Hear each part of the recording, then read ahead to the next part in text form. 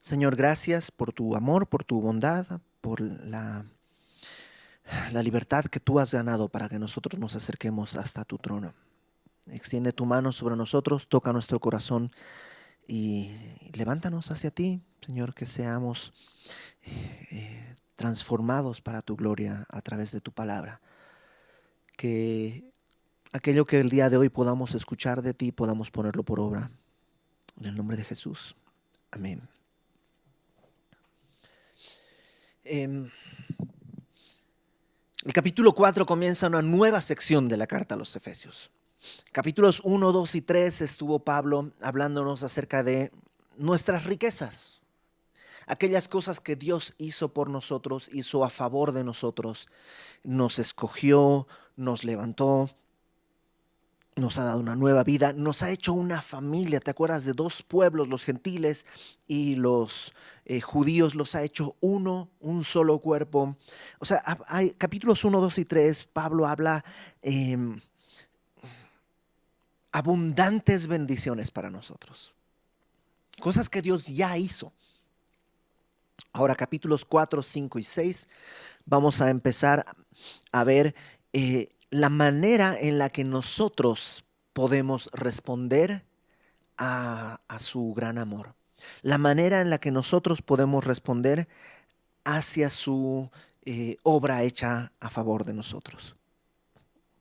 Em, pero todavía hay una especie de transición que Pablo toma, porque ya empieza a mostrarnos cómo debemos responder, pero todavía no habla de cosas específicas. Más adelante va a llegar a los puntos específicos. Todavía está apuntalando principios bajo los cuales todo lo demás se va a construir. O sea, ya vamos a llegar al punto en que habla de los maridos y de las esposas y los hijos y los siervos y todo esto. Pero todas esas cosas específicas que va a pedir se derivan o se desprenden de estos principios que vamos a comenzar a ver. Entonces, capítulo 4, versículo 1 dice, yo pues, alto, ¿no? Entonces, pues, ¿qué podemos ver ahí? Mucho. El pues es una palabra que liga lo anterior con lo que va a decir. Es como, podrías traducirlo, y algunas Biblias lo traducen por tanto. O sea, por todas las bendiciones pasadas, por ello, yo, preso en el Señor, os ruego que andéis como es digno de la vocación con que fuisteis llamados. Varias cosas. Número uno, Pablo, en su perspectiva, él es un preso en el Señor. No es, ya lo dijimos, no es un preso de Roma, sino es un preso por Cristo. Pero no solo por Cristo, sino en Cristo. Y desde ahí, Pablo dice, os ruego. Me encanta eso, porque la, la, la vida cristiana, la nueva vida a la que hemos sido llamados, número uno, no, ¿cómo decirlo? El cristiano vive una vida nueva, pero esa vida nueva es el resultado de la comprensión de lo que Dios ha hecho. Por eso dice, yo pues les ruego esto, por todo lo que hemos visto, ya que lo sabes, te ruego esto otro. O sea, en Romanos tiene esa misma estructura. ¿Te acuerdas capítulo 12 cómo empieza? El capítulo 12, versículo 1 de la carta a los Romanos, dice Pablo, por tanto, ahí se me fue, Romanos 12:1 es, así que hermanos, os ruego por las misericordias de Dios que presentéis vuestros cuerpos en sacrificio vivo, santo, agradable a Dios. Es lo mismo. Así que es el pues de aquí. Os ruego es el mismo ruego. El que por las misericordias de Dios es por todo lo anterior. Y allá Pablo dice que presentéis vuestros cuerpos en sacrificio vivo. Aquí Pablo toma esa misma idea, pero la expresa como que andéis como es digno de la vocación con que fuisteis llamados. En el capítulo 2 en el versículo 6 de Efesios, nos había dicho que Él nos había resucitado y nos había hecho sentar, 2:6, nos había hecho sentar en los lugares celestiales con Cristo. Y ahí comenzamos. Y ahí debemos estar primero. Cuando Marta y María están con Jesús en la casa, tú conoces la historia. Marta está afanada queriendo está tratando de andar, digamos. Ella anda de un lado a otro, está caminando, haciendo, mientras que María está sentada a los pies de Cristo. Y Jesús le dice a Marta, estás muy afanada. María hizo lo importante. María tomó la mejor parte, la cual no le será quitada. Y eso es importante, que en principio tú y yo nos sentemos y escuchemos y entendamos las misericordias de Dios. Pero una vez entendidas las misericordias de Dios, una vez entendido lo que Dios ha hecho por nosotros, ahora no es que se nos obliga, sino que por todo lo anterior te ruego que andes como es digno de la vocación con que fuisteis llamados. Que andes como es apropiado a la invitación con que te llamaron. Yo sé que no es, o sea, es solo un ejemplo, ¿ok? Es solamente un ejemplo. Pero seguramente has visto la película esta, la de Rescatando al Soldado Ryan, que se estrenó por el 99-2000. Bueno, esta te voy a hacer un super spoiler. Si no la has visto, pues ya, ni modo, no te preocupes.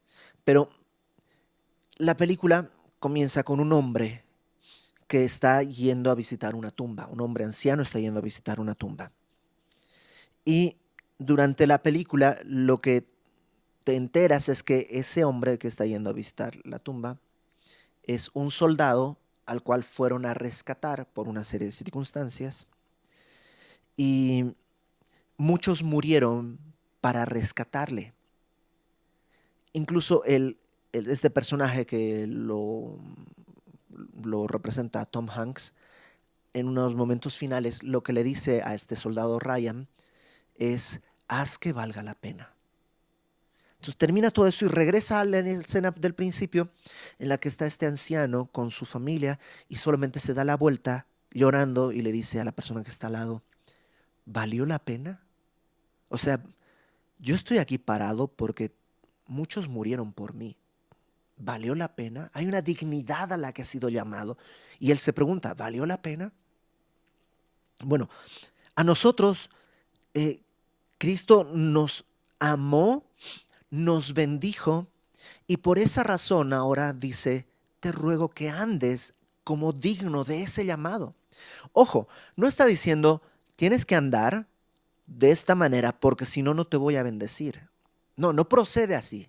No es que yo voy a andar de esta manera para que Dios me bendiga y entonces tenga beneficios. No, Dios ya me bendijo. Estamos en el capítulo 4. Hemos pasado 3 capítulos hablando a detalle de lo que Dios ha hecho por nosotros. Ahora, habiendo entendido todo esto, ¿cómo no atender este llamado? Te ruego que andes como es digno, como es apropiado de la vocación. La palabra vocación habla de poner en la boca, ¿no? Por eso llamar, invocar es llamar. Por eso, como es digno de la invitación con que fuiste llamado. Ahora vendría la pregunta más importante. ¿Cómo es eso? Hace algunos años, hace muchos años, ustedes, bueno, se habrán dado cuenta, yo soy un absoluto eh, ignorante de las normas sociales. Yo no, o sea, siempre he estado del lado de la vereda eh, contraria. Siempre estoy en la otra banqueta, nunca me entero de nada. eh, o sea, no sé, no le entiendo a la sociedad y lo malo es que tampoco me interesa mucho entenderle, pero hay cosas que pues uno tiene que enfrentarse. Por ejemplo, eh, y mi esposa no me va a dejar mentir, o sea, el tema de la boda yo no lo entendía, no entendía que había que hacer invitaciones y que había que, o sea, no más no me cabe en la cabeza. Bueno, una vez, hace unos años, nos invitaron a una boda, era en Morelos la boda, y decía en la invitación eh, formal tropical. Y yo me acuerdo que así como, ¿qué es eso? ¿Qué es formal tropical? Entonces, pues como que tuvimos que buscar a unos amigos y yo buscar a ver, pues a ver, quién sabe qué cosa será formal tropical. Porque, digamos, ese es lo apropiado para la invitación que nos hicieron. Ahí me enteré, no era el 21 traje que yo tenía, porque yo tenía un traje, pues, el que siempre uso. Pero no era apropiado porque en esa invitación era formal tropical. Entonces, ¿cómo es la dignidad para la invitación a la que Dios nos está llamando? Si tengo que andar de acuerdo a esa dignidad, si tengo que andar de manera apropiada a esa invitación, ¿cómo debe ser mi andar? Versículo 2, Pablo me lo va a empezar a, a explicar. Dice en primer lugar, con toda humildad. La humildad es una virtud. Apunté aquí una definición que Bacon dice. Es una virtud que cuando te das cuenta que la tienes es que la has perdido. Es un sentimiento agradecido de dependencia en Dios. En síntesis, la humildad es lo opuesto al orgullo, a la soberbia.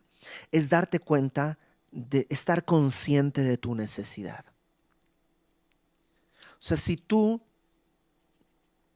no necesitas un trabajo, pues puedes llegar, pues a mí no me dicen esas cosas, si no me pagan tanto yo no vengo, pues no lo necesitas. Pero qué tal que sí lo necesitas y que no hay más y que, o sea, tú estás consciente de que si pierdes ese trabajo, se te puede complicar muchísimo la vida. Entonces vas a llegar con humildad. El- Tú y yo necesitamos caminar reconociendo, estando conscientes de nuestra necesidad con el Señor. Todos los días. Hay días en que pecamos, digamos, groseramente, o sea, muy visiblemente. Hay días que pecamos muy discretamente y no se notan tanto, pero uno y otro día son días que necesitamos del Señor, no solo cuando se ve, necesitamos del Señor. Primera de Pedro, capítulo 5, fíjate qué tan importante es la humildad.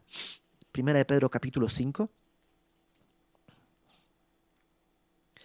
dice a la mitad del versículo 5, dice, revestíos de humildad, porque Dios resiste a los soberbios y da gracia a los humildes. Entonces, ¿qué tan importante será la humildad? Es fundamental. Si tú y yo abandonamos esta humildad, Dios nos resiste. ¿Por qué? Básicamente porque no podemos recibir lo que Él nos da.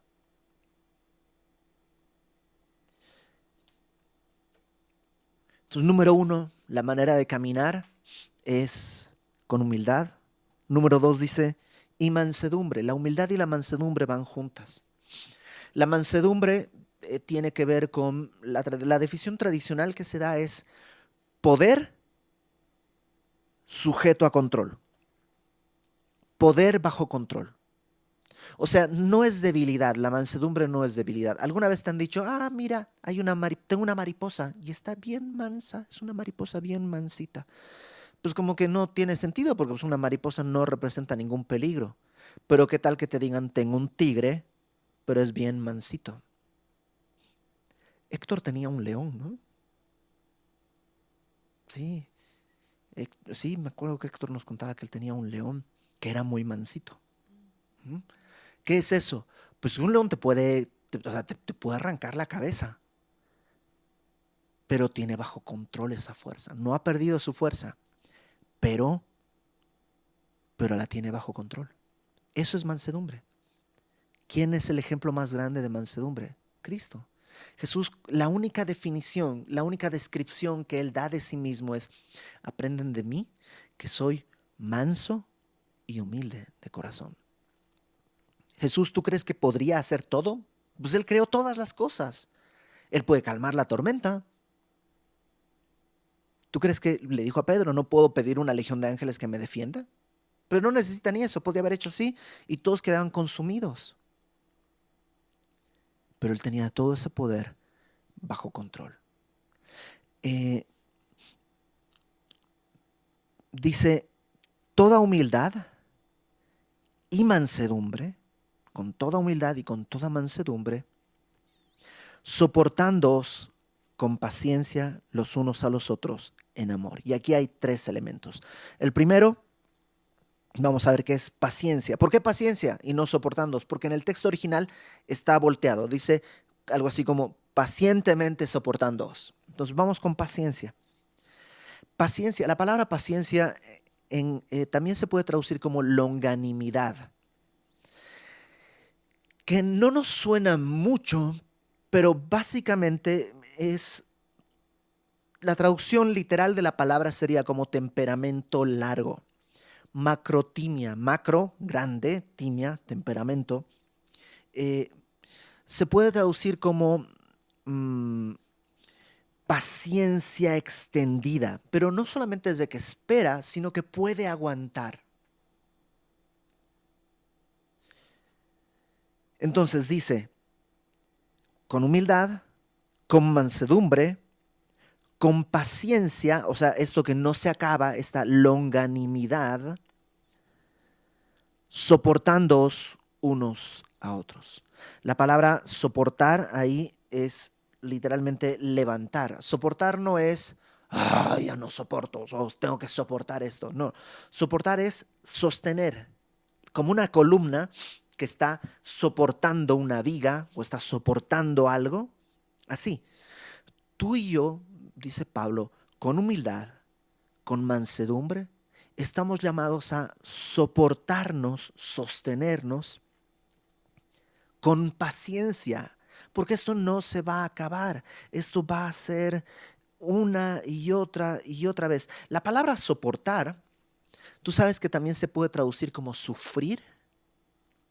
¿Por qué? Porque seamos sinceros, tus hermanos en la familia de Cristo son imperfectos. Tú también. Yo también. Todos somos imperfectos y todos somos, digámoslo así, propensos a lastimar a alguien.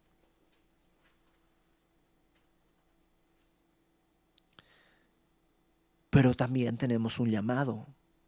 Los demás estamos llamados a sostenernos pacientemente, o sea que esto puede durar, sufrir pacientemente para aguantarnos, no en el sentido de que voy a aguantar, sino aguantarlo, sosténlo, como cuando le dices a alguien, aguanta, aguanta, aguanta, aguanta, así lo aguantas, lo esperas, lo cuidas, lo proteges pacientemente mientras sea necesario.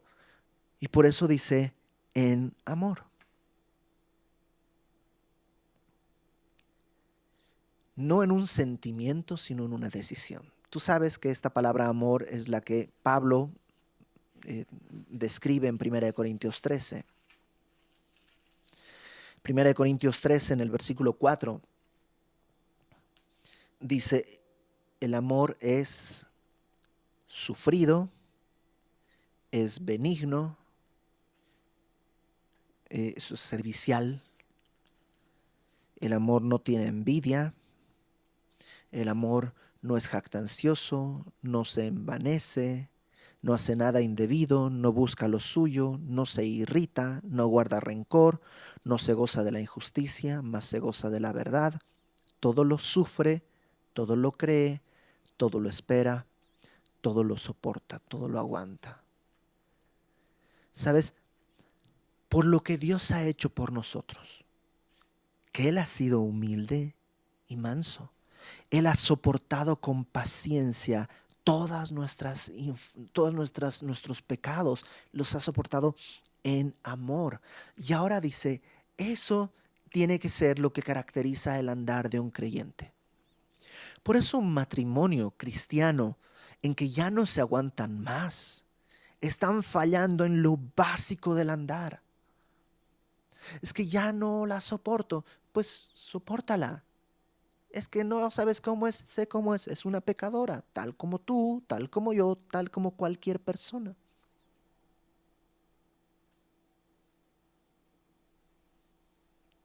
Ahora, otra cosa es cuando alguien insiste en destruir su matrimonio, pues ese es otro tema.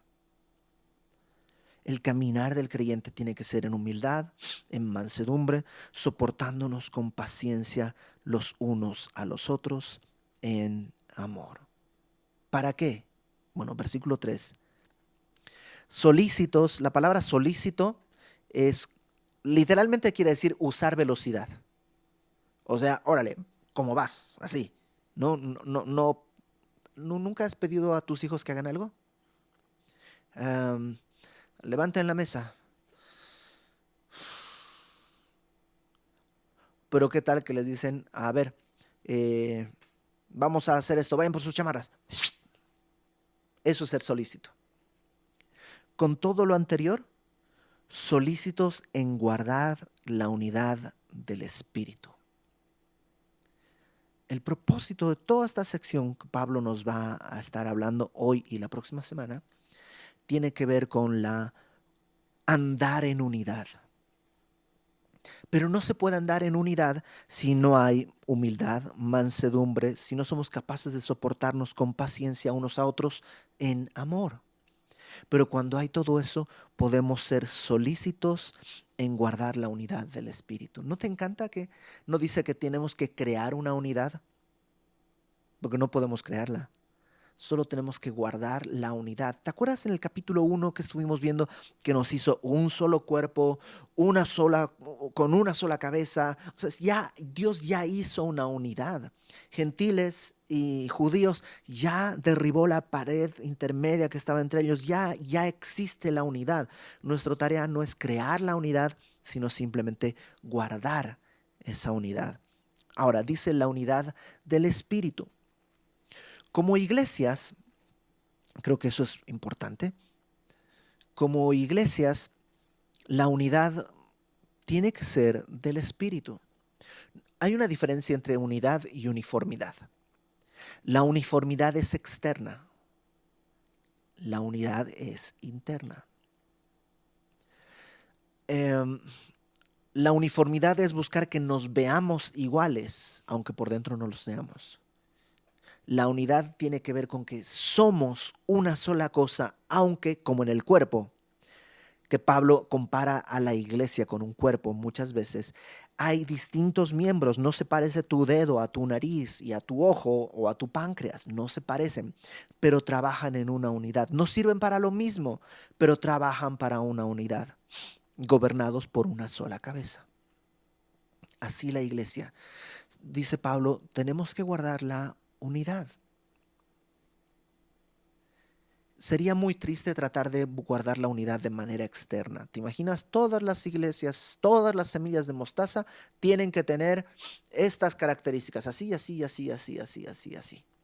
Pero no, cada semilla de mostaza tiene su propio estilo, su propia manera de hacer las cosas, pero podemos estar en unidad. Y podemos estar en unidad con muchas otras iglesias. ¿Cuál es el único requisito? Que hayan entendido capítulos 1, 2 y 3. La obra de Cristo a favor nuestro. Entonces viviremos en esta unidad. Y nosotros solo debemos guardar la unidad en el vínculo de la paz. Y no puede haber paz si no hemos comprendido lo que Dios ha hecho. Dice Pablo a los romanos, justificados pues por la fe tenéis paz para con Dios. Entonces, la primera paz que experimentamos al entender capítulos 1, 2 y 3, lo que Dios hizo por mí, la primera paz que experimentamos es una paz con Dios. El conflicto más grande que teníamos ha sido resuelto. Si Dios está ahora por nosotros, ¿quién contra nosotros? Ya hay una paz. Pero por otro lado, también estamos llamados a guardar un vínculo de paz entre nosotros. Fíjate lo que dice Santiago, capítulo 3.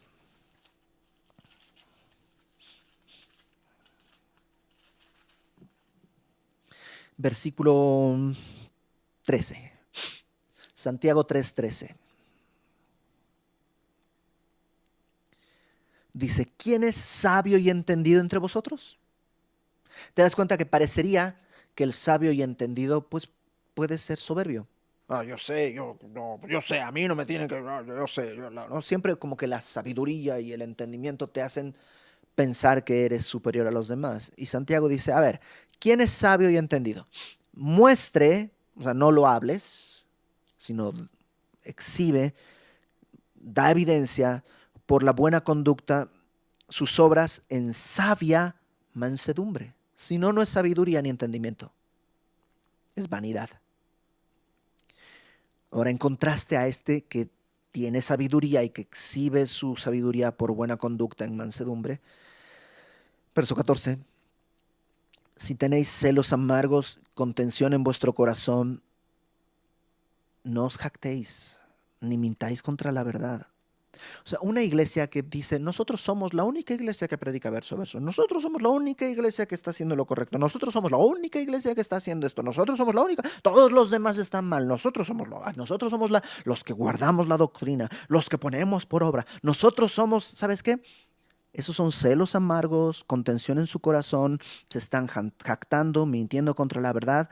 Y dice, esta sabiduría no es la que desciende de lo alto, sino terrenal, animal y diabólica, porque donde hay celos y contención, allí hay perturbación y toda obra perversa. Y puse como ejemplo las iglesias, pero puedes poner como ejemplo las personas. Alguien que se piensa que sabe y que entiende y que pues, desprecia y que tiene celos, tiene contención y está siendo dirigido por una sabiduría terrenal, animal y diabólica. Pero, verso 17, la sabiduría que es de lo alto es primeramente pura, después pacífica, amable, benigna, llena de misericordia y de buenos frutos, sin incertidumbre ni hipocresía, y el fruto de justicia se siembra en paz para aquellos que hacen la paz. Entonces, parte del resultado de haber conocido capítulos 1, 2 y 3 de Efesios es este nuevo andar. Andar según la vocación con la que fuimos llamados, que se traduce en humildad, mansedumbre, ser soporte, aguantar. Pues si cansa, si duele, pues sí duele. Pero para eso estamos, para sostener y apoyar a aquel que se está derrumbando. Pues si no necesitara quien lo sostenga, pues estaría parado. El asunto es que necesita. Ahora tú no te has dado cuenta, mientras tú estás sosteniendo, hay alguien que te está sosteniendo a ti. Y unos a otros, por eso dice, en amor y no con flojera, sino solícitos en guardar la unidad, no una unidad externa, sino del espíritu en el vínculo de la paz. ¿Sabes cómo se expresa todo esto? ¿Cuál es el terreno en el que todo esto se desarrolla? Dice, un cuerpo. Somos un cuerpo. Cristo es la cabeza. Ese tu hermano el que dice, ay, no lo tolero, no lo soporto. Tal vez es el hermano nariz y no te gustan las narices, pero pues es parte del cuerpo. Y aquel otro es el hermano ojo, y aquel es el hermano corazón, y aquel es y al final de cuentas somos un solo cuerpo. Un cuerpo, número dos, un espíritu. El Espíritu Santo es el que... yo no tengo un espíritu para mí, un espíritu para ti, un espíritu para él. No, es el mismo Espíritu Santo que está en cada uno de nosotros. Un espíritu. Como fuisteis también llamados en una misma esperanza de vuestra vocación. Somos parte de un solo cuerpo, tenemos un mismo espíritu y tenemos una misma esperanza. Cuando se nos llamó, tenemos una misma esperanza. Se nos llamó a esperar el regreso de Cristo, a esperar su reino. Esa es nuestra única y verdadera esperanza. Un Señor es, la palabra Señor es Kyrios, es un título de Señor no como de, ¿cómo está Señor? Como don, sino Señor como título, como el Señor de esta tierra, ¿no? En inglés es la diferencia entre un Mister, que es Señor como don, y Lord, que es un título. Un Señor, hay alguien que nos gobierna, a ti y a mí, al que me cae bien y al que me cae mal, si está en la iglesia, si es parte de los que han creído, nos gobierna el mismo Señor. Una fe. No hemos creído cosas distintas, hemos creído capítulos 1, 2 y 3. Yo he creído que Dios me ha escogido antes de la fundación del mundo. Tú has creído que Dios te ha escogido antes de la fundación del mundo. Hemos creído que Cristo pagó por nuestros pecados. Cuando estábamos muertos en nuestros delitos y pecados, Cristo murió por nosotros, el justo por los injustos para llevarnos a Dios. O sea, hemos creído lo mismo, es una sola fe. Un bautismo. Esta frase de un bautismo trae todo tipo de conflictos en la iglesia, porque es curioso, ¿no? Porque está hablando de la unidad, la unidad, la unidad, la unidad, la unidad, la unidad. Y llega a decir un bautismo y tenemos 4 corrientes que tratan de, no, estás mal. Y la iglesia está dividida en cómo interpretas estas 2 palabras, un bautismo. Unos dicen, está hablando del el bautismo de que, o sea, no existe el bautismo del Espíritu Santo. ¿Por qué? Aquí dice que hay un solo bautismo. Entonces, cuando tú crees, ya es todo lo que hay. Crees en Cristo y ya, no tienes que orar por la llenura del Espíritu, porque eso no, porque aquí dice un solo bautismo. Perdón, pero esa postura está equivocada, porque la Biblia misma habla de varios bautismos. Hay un bautismo en agua, hay un bautismo en fuego, hay un bautismo en el Espíritu Santo. Por lo menos así expresa y explícitamente, esas son 3 que la Biblia menciona. Entonces, ¿a qué se refiere? 1 Corintios capítulo 12 dice en el versículo 13.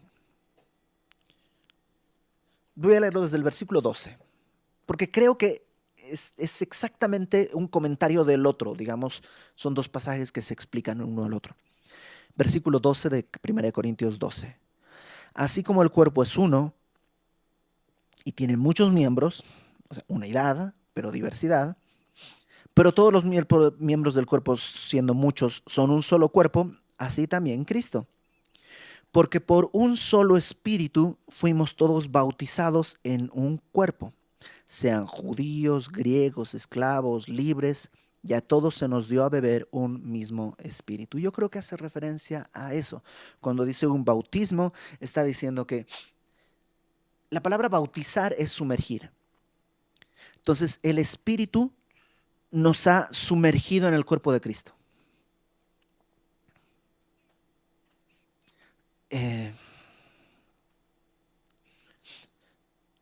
Estábamos separados, pero el Espíritu, cuando nos convence de pecado, de juicio y de justicia, nos mete al cuerpo de Cristo, nos sumerge. Sé que no tiene nada que ver, pero es la imagen que me viene a mí. Hay una película, no sé cuál, se llama Terminator algo, pero uno de los malos es como una especie de, como de mercurio, así como de, no sé, es como líquido y se va transformando en muchas cosas, ¿no? Se puede transformar en hombre, en mujer, en todo, ¿no? Va tomando forma. La cuestión es que hay una escena en la que creo que lo explotan y quedan así pedazos de ese como mercurio, así tirado, y solitos se van juntando y se suman al cuerpo. Digamos, eso es lo que el Espíritu hace. Te sumerge, te bautiza en el cuerpo para que participes de la unidad de la iglesia, cuya cabeza es Cristo. Yo creo que hace referencia a eso. Un mismo cuerpo, un espíritu, una misma esperanza, un Señor, una fe, un bautismo, y fíjate cómo acaba. Un Dios y Padre de todos. Ya había dicho, un Señor, el que gobierna, pero ahora lo acerca un Dios, pero que es un Dios, es Padre. Un padre es la imagen de la protección, del cuidado, de la enseñanza, de la ternura. Este Dios, este Kyrios, este Señor, no es un tirano lejano, sino Padre de todos, hombres, mujeres, ricos, pobres. Por eso puedes guardar esta unidad. Por eso no cabe la soberbia. ¿Cómo te podrías sentir más que el otro? No, tienes que entender humildad, mansedumbre, soportarnos unos a otros en amor, porque tenemos un Dios y Padre de todos. el cual es sobre todos, por todos y en todos. O sea, no hay nadie que pueda rebasarle. Él es el mayor de todos. Él manda. Él es el que luchó por ti y por mí. No pagó por mí más o por ti menos. Por cada uno de nosotros se pagó la misma moneda, la sangre de Cristo. Y Él mismo, a través del Espíritu, está en todos. Pablo comienza esta sección hablándonos de esta gran unidad que Dios ha hecho. Una unidad que Él ha conseguido entre personas que somos muy diversas. Personas que no tenemos mucho en común, excepto una cosa: Cristo. Y con eso es suficiente. Entonces Pablo quiere que entendamos que un primer resultado de haber entendido todo el capítulo 1, 2 y 3 es esta solicitud en guardar esta unidad que Dios ha hecho. Y que ojalá como semilla podamos nosotros ser activos, porque una de las cosas que muestra es que no es como que, ok, va, yo no me meto con nadie, que nadie se meta conmigo. Eso no es amor, eso es indiferencia. Y aparte ni es cierto, siempre nos metemos con alguien y siempre necesitamos que alguien se meta conmigo, porque necesitamos soportarnos unos a otros en amor. Dios quiere que entendamos esto y que podamos vivir de esta manera. La próxima semana vamos a ver lo que sigue, en el que y Pablo va a hablar de la diversidad, porque no somos todos iguales. No somos todos iguales, no tenemos los mismos dones, no tenemos las mismas inclinaciones, pero podemos tener una verdadera unidad. Vamos a orar. Señor, gracias porque nos has puesto al lado de personas que como nosotros también necesitan de misericordia y como nosotros necesitan también alguien que les sostenga cuando están cayendo, cuando están perdiendo el equilibrio, igual que nosotros. Gracias, Señor, por este don maravilloso que es tu iglesia, en el que estamos congregados personas de distintas edades, de distintas clases sociales, con distintos gustos, con distintas necesidades, pero con una cosa en común. Hemos comprendido que hay una primera y fundamental necesidad, y es de ti, y hemos entendido que tú te diste por nosotros, porque tú nos escogiste. Gracias, Señor, por la vida de cada uno de mis hermanos que a lo largo del año pasado y los años anteriores han soportado mi vida. Me han exhortado, me han animado. Gracias, Señor, por la vida de cada hermano que en este tiempo tan difícil ha estado al cuidado de otros hermanos. Ayúdanos a mantener este vínculo de amor en la paz que tú nos has otorgado a precio de tu sangre. Ayúdanos a caminar con humildad, con mansedumbre, solícitos en guardar lo que tú has hecho. Que sea así, Señor, porque tú eres nuestro Señor, el Señor de todos, el que está en todos, el que es por todos y el que es sobre todos. Gracias, Padre, por tu obra. Gracias, Jesús, Señor nuestro, por haber venido por nosotros. Gracias, Espíritu Santo, por haber derramado sobre nuestro corazón tu don y habernos sumergido en el cuerpo de Cristo. Que sea todo esto para tu gloria, Padre, en el nombre de Jesús. Amén y amén.